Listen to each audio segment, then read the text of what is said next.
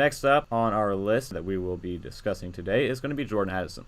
He was a guy who, I believe at Pittsburgh, won the Biletnikoff Award, if I'm not mistaken. Yep. Nation's best wide receiver. At Pittsburgh with Kenny Pickett in that offense, then transfers over this year to USC with Caleb Williams, and had a pretty decent year. And honestly, USC and Lincoln Riley unlocked a lot more in his game than Pittsburgh did. I mean, you look at the stats in 2021, 68% in the slot. At USC during his time, 76% on the outside. A lot of range of routes that he was able to run, slants, crossers, outs, deep balls, and also some of the best hands in this year's class. Oh, yeah. Only dropped 2 passes out of 62 balls in his entire college career. The major disadvantage for him is the size, 6 foot, 180, and also the speed as well. We haven't really seen so far from these top guys. Yeah, I mean, he possesses plenty of athleticism and speed. It might not be top end again, as we mentioned, but his ability, he's got great ability. He's got good footwork, and actually, I think him going to USC was a great decision because, as you mentioned, he was even though it wasn't like, Jackson Smith and Jigba level percentage, he was still primarily a slot guy at Pitt, and then being able to move to the outside, huge. Now teams have been able to see him as a primary outside guy and a primary inside guy, and that just gives so much more value to NFL scouts and GMs to be able to see what he can do as the number one guy in each of those positions. And, he's got plenty of good qualities. I mean, he's able to run complex route. He accelerates through the stems for separation of the post. I mean, he's got punt return experience, so that's something that a team will like. If you draft him in the first round, you might not want to use him immediately as a number one guy. You have him as your number 3 receiver and have him take some punt returns and kick returns. I mean, he's got plenty of value as a receiver, and I think he's easily a first-round guy here. Yeah, I really want to see him put some weight on as he goes, closer to the start of the season, and whichever team, brings him in potentially the first round. But the one thing he does excel at, in my opinion, is his catch point, plucks the ball out of the air, and also, despite his size, survives a lot of tough contact.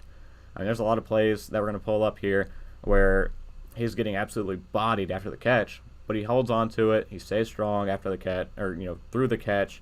But here, the first bit of film we have is back with Kenny Pickett at Pittsburgh. So a lot of what they were able to run, and I think this game against Georgia Southern, I believe. So pretty easy competition. Back when he had his stellar season in 2 years back in. So here we go, some deep plays as well. I mean, look at these, getting absolutely hammered after catching the ball. Yeah. But back with Kenny Pickett. Strength. That is something that. Yeah, I want to see him put some more weight on. But I mean, he holds onto the ball. Yeah. He does his job. He makes the catches. That's the important thing. He makes the catches. He creates separation. And, I mean, that's really what you're looking for. If he can add some more weight to be able to break a few more tackles and be able to actually have explosive plays, that would be nice. But, I mean, still, he's consistent with catching the football. He's able to make some tough catches. And, he's able to get what you need. Yeah, so here we are now.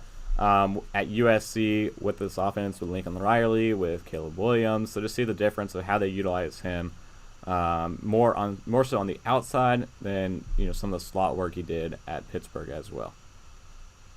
Yeah, I mean he looks really good. Yeah. I mean from both positions, he's been able to do it, and he's a good player. We saw what he was able to do with Kenny Pickett in 2021. And now he's been able to do it with a completely other team and pretty much a brand new offense with new head coach, new system implemented there, and he was able to thrive. So that says a lot for an NFL team perspective, seeing him being able to go into a brand new situation and really not lose a step, go in there, no one really knows what's going on. So that's big to him and could make an impact easily. I think he's probably a team's pick. Yeah. I don't think he makes it into the 20s. Obviously, Pittsburgh's a location people have been talking about a lot. Reconnect with Kenny Pickett, and obviously there are plenty of other teams that could use a wide receiver. If he does make it in the 20, Baltimore Ravens is another option for him. Yeah, I mean, the Ravens definitely in that market for one. I had them going to the Minnesota Vikings. Okay. Right after the Ravens, I had the Ravens getting Quentin Johnson at 23. At 24, I had Minnesota snagging Jordan Addison. Minnesota desperately needs some wide receiver help. Yeah. I mean, losing Adam Thielen. I talked about it on the blog as well. You can find on our Twitter page pinned at the top of the profile. After Justin Jefferson, KJ Osborne, Jalen Reagor, Brandon Powell. Yeah. In Minnesota. Not ideal at all, as I just literally wrote not ideal at all at the end of the block on that one. But Jordan Addison's one that can come into Minnesota, Kevin O'Connell offense, and as his projection, maybe a Darnell Mooney, a little bit of Deontay Johnson in his game as well, with his size and what he's able to do. But definitely some suitors out there, and he's going to go around the Quentin Johnson. I think Njigba goes in the early teens. Someone's going to pounce on him quick.